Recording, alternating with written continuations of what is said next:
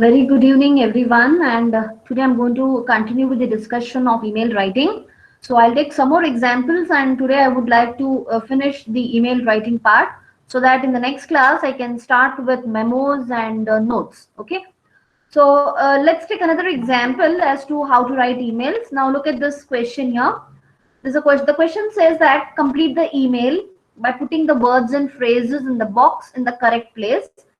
There are two you will not need. Okay, so these are the words and phrases which are there which are highlighted, and here's the ready-made email. The email is already written. Okay, and what you need to do is pick the correct phrase or the word and add it in the respective blanks. Fine. So let's try to read the email first. Okay, the email is to dear Miss Munro. So Munro here is the name of the surname of the person. Okay, so we are starting with dear Miss Munro. So the email says that I am writing dot dot dot the Gildan Business College. Okay, so now what is the right phrase that will go inside this? Look at this question. Look at this. It can't be Anna Furian. I'm writing Anna Furian. That's wrong. I'm writing course director. It's wrong. I'm writing on behalf of. Yes, it sounds correct. I'm writing thank you in advance. No. I'm writing. We look forward to hearing from you. No. I'm writing with regard to the Gildan. No. It cannot be with regard to. Okay, if you read the email, see I'm writing dash the Gildan Business College. So the answer will be I'm writing on behalf of the Gildan Business College. Then we are a well established provider of business courses, and we hope to organize a program of visits for our students next term. I wonder if it would be possible to arrange for a small group of students to visit your company, preferably during the month of May. So this is the first paragraph. So this person, whoever is writing, the first answer here is I'm writing on behalf of the Gildan Business College. So what this person is trying to do, he's trying to tell about the business. Okay, this particular business organizes. Okay, we are a very well established provider of business courses. So this organization provides courses on business, and what they're planning to do, we hope to organize a program of visits for our students next term. So they want to visit some company, take their students and visit some company. So I wonder if it would be possible to arrange for a small group of students to visit your company. You are asking permission, preferably during the month of May. So this is the first paragraph. Now look at the second paragraph, dash and dash. Now this is the second paragraph which is going to end. So what would be the right answer? Already we have selected on behalf of. It cannot be Anna Furin, it cannot be course director. Yes, you can say thank you in advance. If they say yes, you can say thank you in advance, and you are expecting a reply, so we can say we look forward to hearing from you. So the second paragraph will be thank you in advance and we look forward to hearing from you. After that, what's the next thing that you need to do? Okay, after that you need to end the email, right? So when you're ending the email, how are you going to end it? Okay, you're going to end it by writing the name of the person directly? No. When you start your email with dear Miss followed by last name, it will be yours sincerely. It cannot be yours faithfully. It cannot be with regard to. What is the rule? It says that if you start an email with last name, you have to end it with yours sincerely. And after yours sincerely comes the name of the person. Obviously, the name of the person is Anna Furian. Okay. And lastly, what is she? The designation can also be written here.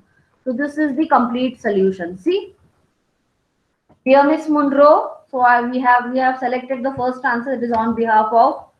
Okay, and then we look forward to hearing from you and thank you in advance. Both can be interchanged. Okay, you can say thank you in advance and we look forward to hearing from you, or you can say we look forward to hearing from you and then thank you in advance.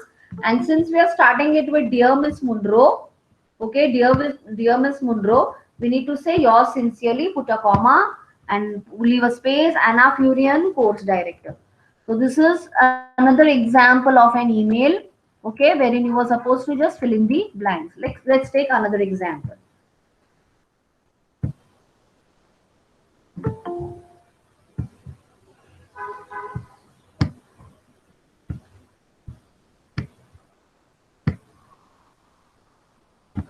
Now look at this.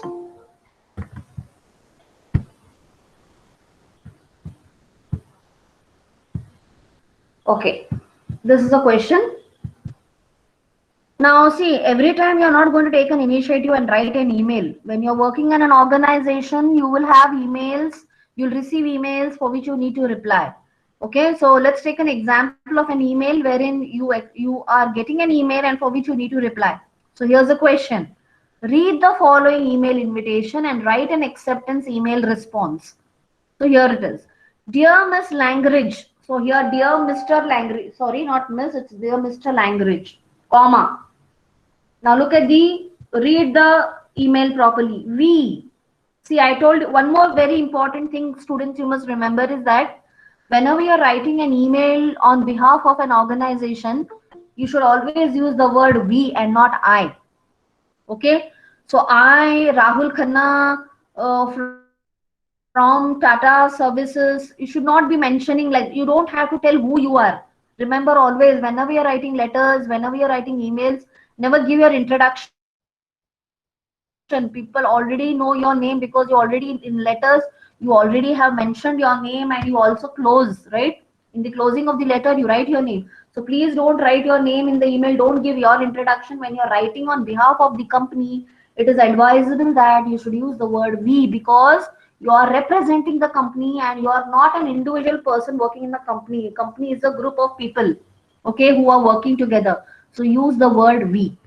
So here's an example. So we at Horton Publications are writing to that inform you about our new health and fitness magazine well-being. Look at this. Why is this italics?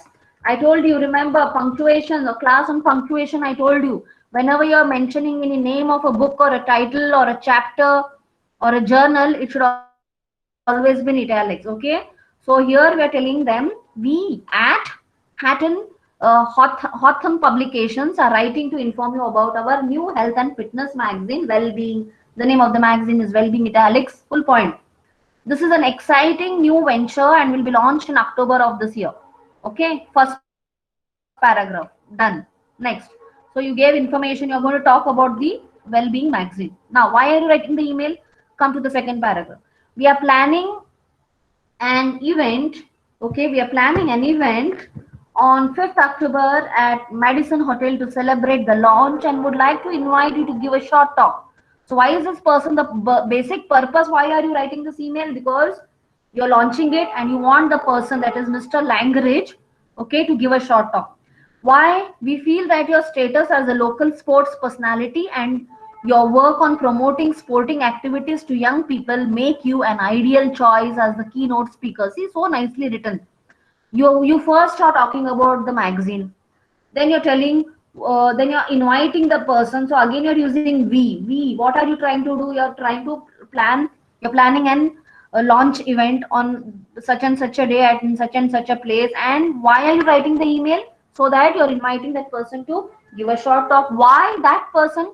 You're justifying. Okay, then finish. That's it. You don't have to write a complete lengthy essay about that person. Okay, then we hope you would accept our invitation. See, remember, this is a request email. Okay, you have to first ask him whether is it, whether is it possible for him. You are inviting, but he may not be in a position to come, or he may be in a position to come. So we hope you accept our invitation, and again you are expecting a reply. Look forward to hearing from you. So since you started with Mr. Langridge, Mr. means last name, yours sincerely, Robert Moreno. Okay. So this is an email which you have received. Okay. Now you have to write a reply. Okay. You want to reply. Now you may reply by saying yes. Either you want to accept it, or you may say you may deny it. Okay. But then the question here given is write an acceptance email response. How would you respond? Now you're going to respond, right? So whom are you going to write? To Robert Moreno. Robert is the first name, Moreno is the last name. So say, dear Mr. Moreno. So first thank the person. Thank you for your invitation to the launch of Well-Being. Okay. Mr. Langridge will be very happy to accept the invitation. Now what has happened here is Mr. Langridge happens to be some big shot. So he has an assistant or a secretary. So the secretary or the assistant is writing, or a personal assistant is writing on behalf of Mr. Langridge. So she says that he or she says that Mr. Langridge will be very happy to accept the invitation. So if you're writing on behalf of somebody, so you can just say Mr. Langridge will be very happy to accept the invitation. Suppose if directly Mr. Langridge is writing the response, and how will you write? I would be very happy. I will be very happy to accept the invitation and give a talk. Okay. Please, could you let us know how long the talk should be? Because obviously, when you are being invited as a person to talk somewhere, you are given some time. That doesn't mean that you can go on giving a talk and a lecture, right? So you are just asking, please see, be very humble and very polite. You are supposed to be very, very polite when you write business emails. Please, could you let us know how long the talk could be? We would also like to see an advance copy of the first issue of the magazine, obviously, so that you'll get to know, because when you're giving a talk about that magazine, you should know something about that magazine, right? So we would also like to see an advance copy of the first issue of the magazine. Regards.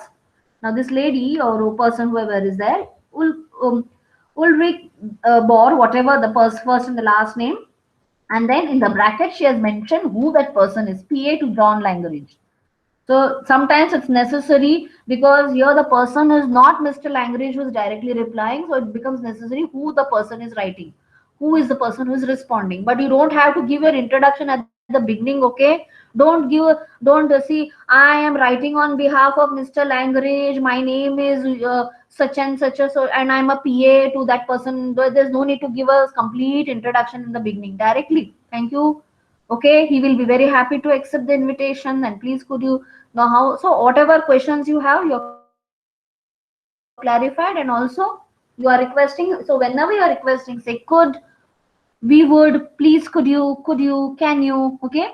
All these are the modal verbs that you need to use. So this is how you can respond to the email. So this is second example of an email, wherein the first one was entirely different exercise. This is entirely a different exercise. Now let's come back to the third exercise. Now here it is. So read the advertisement below about a promotional organization for a city. What type of advertisement it is? Promotional organization. Okay, for a city. Yes, you're going to promote one city. Say for example, there's an organization that wants to promote Belgaum, or there could be an organization that wants to promote Mumbai or Delhi or Pune or Bangalore. Okay. So what is the name of the organization? Washington Partners. So this is the heading. So now the advertisement says that Washington Partners is the official promotional organization for Washington DC. Washington DC happens to be one of the city in America.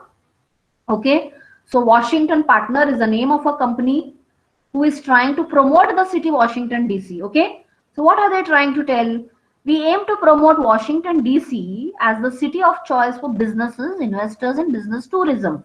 That means Washington DC happens to be a city where people from outside the country or outside the state can, invest or start their own business or start their own tourism, or they can invest in some business, or they can have their own business. So they're going to promote this particular organization. Sorry, they're promoting that particular city.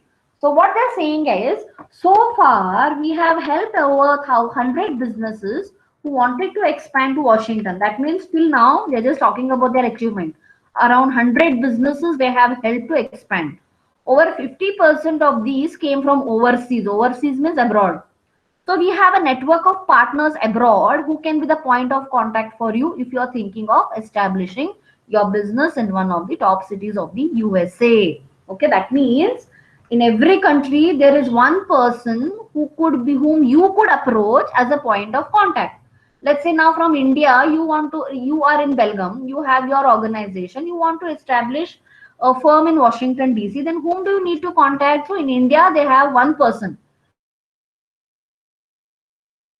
Like that, in every country, they have one person whom you can contact. That is what they're trying to tell you. Okay.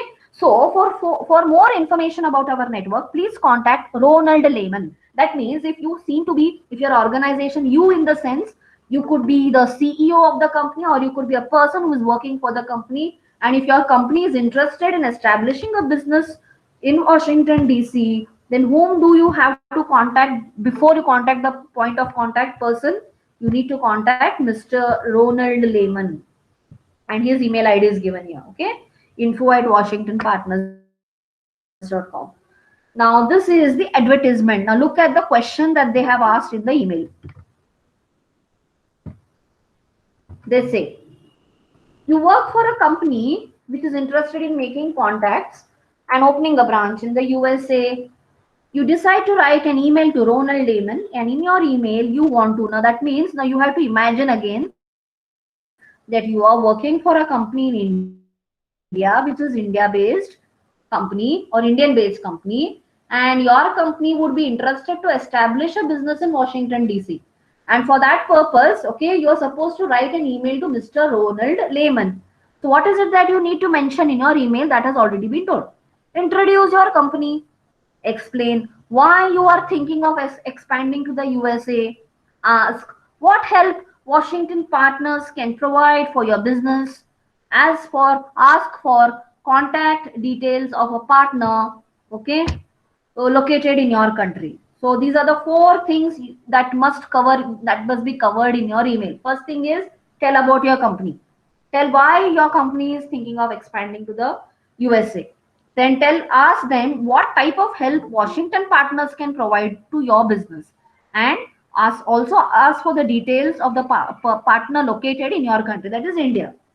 Okay. So as I said, you have to imagine that you're working in a company and your company is thinking of establishing a business in Washington DC. And for that purpose, you need to give all these explanations. So first thing is, don't give your introduction, give the introduction about your company.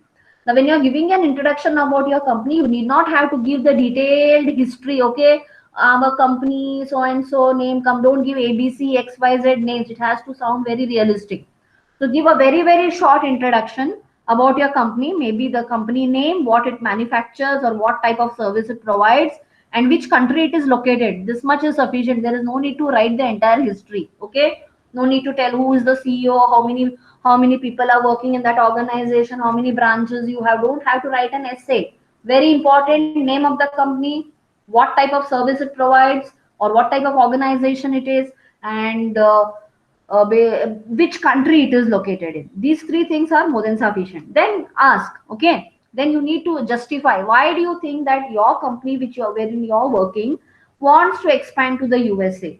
Now you have to think about a proper reason. Why is it that you want to expand?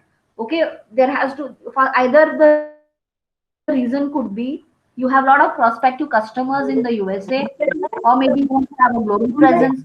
Whatever is the reason, you need to mention. And then the last two questions that has been asked is you have to ask them, okay, what type of help Washington partners can provide to your business, and who is the person that you need to contact in India. So here's a sample answer.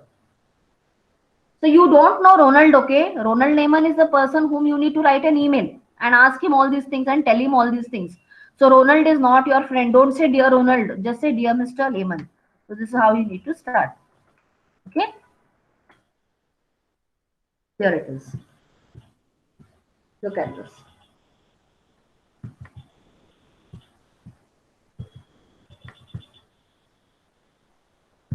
Dear Mr. Lehman, okay?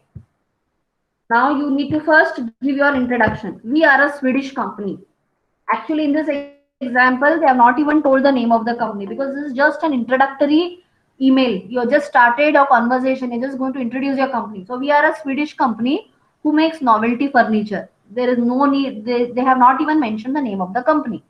Okay. In case of Indians, we can say um, we are an Indian company who are into the making of Ayurvedic products, something like that. Okay, or Ayurvedic cosmetics, something like that. So you have to imagine. Now look at the sample answer. First sentence gives the introduction of the company. We are a Swedish company that is from Sweden. What do they do? Make novelty furniture. Next, we are interested in opening up a branch in the USA, as we already have a number of American customers. Now you gave the reason. Why do you want to establish a branch in the USA? Because we are interested in opening up a branch in the USA, as we already have a number of American customers. That means already you have a lot of American customers. So if you open a branch in America, it will be easy for the American customers. Plus you can expand that. Plus you'll get more number of customers. Then now third question is what? Ask what help. So please could you tell me what kind of help your organization can provide for this project? Okay. I would also be grateful. Third question is answered. Okay. Ask them what type of help they can provide, and then whom should you contact in India or Sweden or whatever. I would also be grateful if you could give me contact details for any of your partners who are located in Sweden. Okay. So this completes all the four questions that was asked in the email.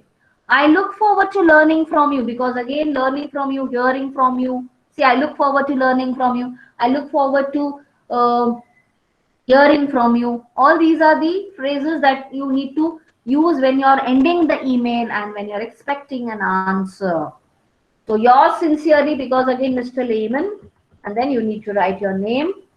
Okay, who is the person who is writing that? If you, I mean, of course, here it is blank, because whoever or whatever is your name, you need to just write yours sincerely. You can say,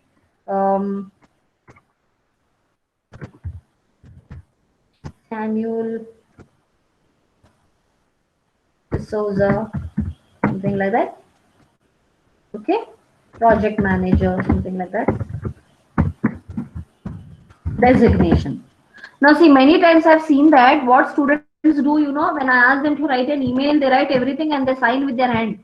Please don't sign. In emails, you cannot sign. Email is an application, is a software wherein you cannot write your signature with hand. So you're not supposed to give any kind of signature on email.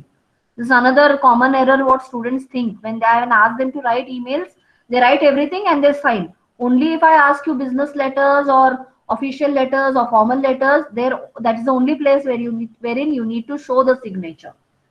So this is how you need to write emails. So I think I've taken plenty of examples from my first class.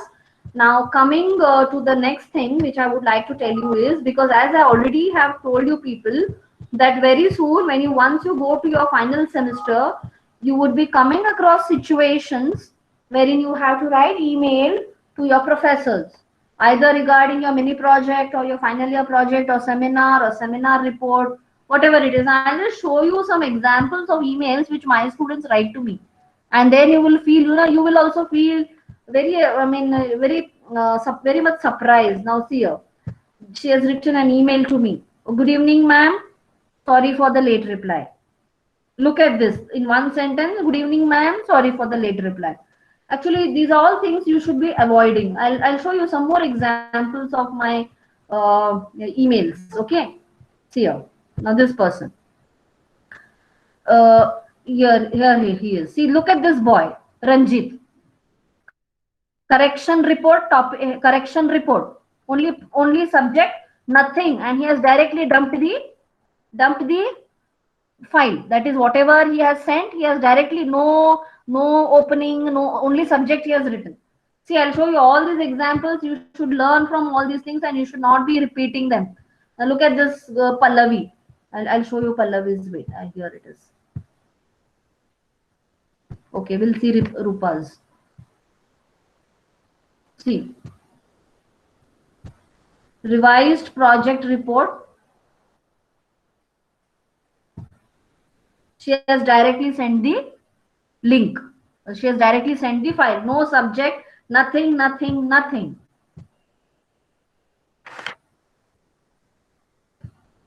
I'll show you many examples are there, wherein, students don't know how to write the email, how to, let me see. I'll take some more examples.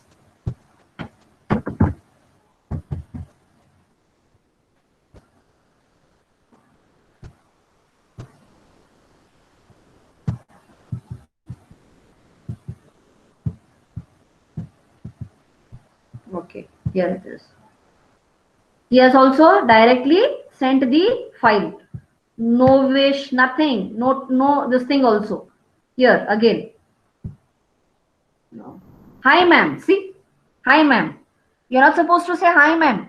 I got through one internship opportunity, company name, contact number. Look at this. All these are real-time examples. Okay, of course I said hearty congratulations, for which I said thank you very much. But if you look, it doesn't sound very professional. Hi ma'am. No, you can do that on WhatsApp, but not on emails. I told you emails has to be very, very formal.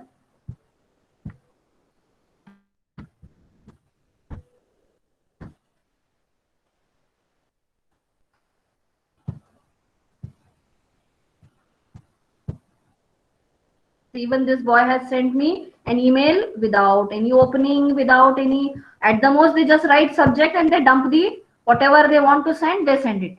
So I hope with these examples you got an idea, okay, how students write email, and it is really pathetic. Okay, now the next question is, now you will have is, how are we supposed to write then ma'am? That will be your question, right? So students will say, obviously you have this question in your mind, how are we supposed to write an email to our madams? Okay, I will just use my own another email ID and I will show you. Okay, assume that I am a student and I want to write an email to my guide. Okay, so obviously the email ID comes here. Whenever you are interacting with your guide, don't send any carbon copy or blank carbon copy to any other third person. The relation between a guide, internal guide, and a student has to be a little bit more confidential. So don't try to give carbon copy or blank carbon copy. This is just an instruction. Okay, fine. Assume that I'm writing an email to my guide. Okay, wherein I am trying to send all the reports that he or she had asked. Okay, so what would be the subject? Okay, final sixth semester reports. Okay, final sixth semester. I'm not sending one report, I'm sending reports. Now, how do you address? Now, suppose if somebody is writing, I am just assuming that I am a student and I'm writing to Sheetal Bandekar. How will I say, dear ma'am, I told you don't write madam. In the last class, I told preferably try to avoid writing madam, because madam is an offensive word also. And preferably, if you want to write madam, okay. Otherwise, ma'am, the spelling of ma'am will be like this, dear ma'am. Okay. Come to the point directly. Keep it short and simple. Okay. I'm sending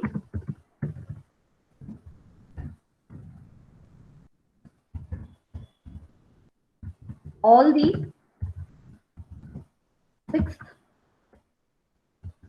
semester reports that you asked for. Okay, assume that I might have sent an on WhatsApp group, I might have told everybody has to send and so and so. So that you asked for. Okay, you can refer. Asked for yesterday in the WhatsApp group.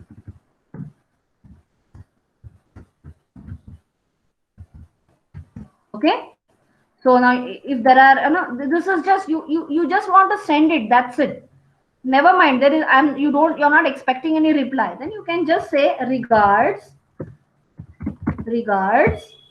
Okay, and then let's say suppose a person who is writing is say some student, say Anisha Shah. This is the way you're supposed to write, address your guides, your faculty members. Don't say respected ma'am, respected sir. Don't do that. Dear sir or dear ma'am at the most. Come to the point directly. Whatever it is, sometimes, because it becomes a habitual thing for you people to write email to your faculty members every now and then. That doesn't mean that directly you send an attachment. It doesn't really look good.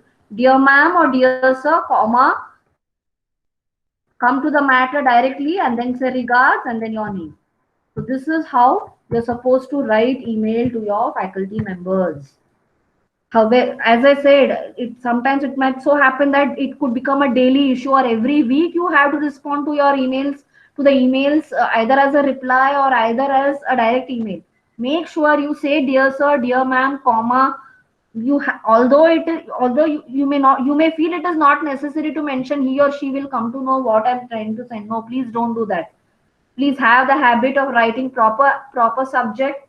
There has to be opening is nothing but the salutation, but don't say respected sir. See, recently one of my colleague from computer science, She has written respected to me. I'll show you that also. I'll show you many examples. So many mistakes students do. Wait, I'll just show you that also. She need not tell. She's not even my student. She's from computer science. She's younger to me. Younger to me, but yet she has written respected ma'am. See here. See the way I have written. Okay. Data of Cambridge result, final copy. I'm just giving you my example. I take care of every email that I send to every person. Okay, dear Miss Amboji. I didn't say Jyoti to her because I don't know her. She's not my friend. Okay, I just know her that she's from computer science. She had asked me for some details. Okay, now sometimes what happens? PFA. I have written PFA. What is this PFA? Please find attached. Because some of the I'm not actually I have used PFA here. In some of the organizations, some of the abbreviations are acceptable. ASAP, please find attached, or just find or kindly find attached. KFA, PFA. Within the organization, sometimes we use it, but when you are working in an organization and if you are writing an email to some other third person whom you don't know or some customer and all, preferably try not to use these abbreviations. Very restricted. It should be in a very restricted way, and only those things which people can understand. Okay. So the data of Cambridge results of the students whose list you sent, and kindly ignore the previous email. See, regards. And this is my this thing. Now look at the way that she has replied. Okay, now fine. Here she has said thank you, ma'am, but then originally she had written one email wherein she had written respected ma'am. I didn't understand why that was not at all required. I'll show you that. Just a minute. Wait.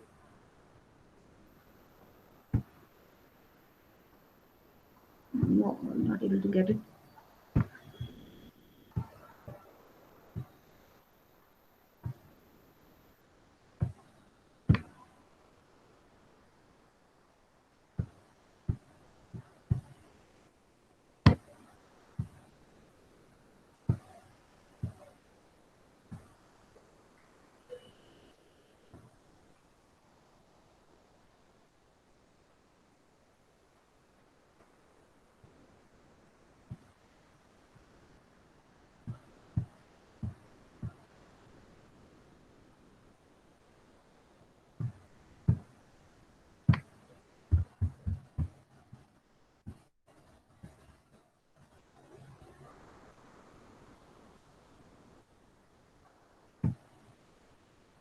See, this is how she has written. See the respected madam.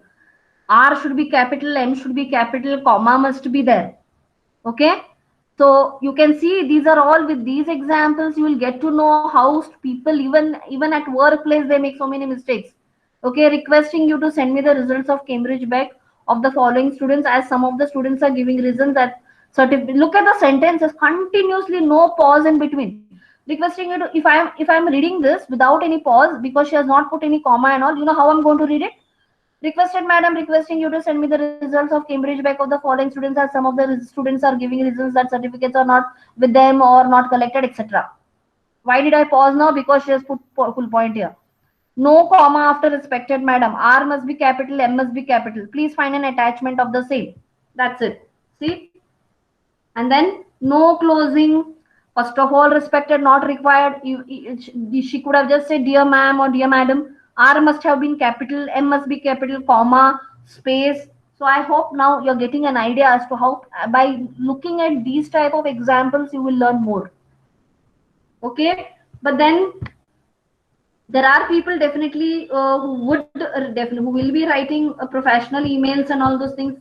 So with these things, I hope you have understood what are the etiquettes, how people make mistakes, and how you're supposed not to do these type of errors. Okay, so this is all I had to tell in my today's class. Fine. I hope that I've given you all sufficient okay, wherein you have learned lot many things. So if there is any, now we'll just have a short interaction in case you want to ask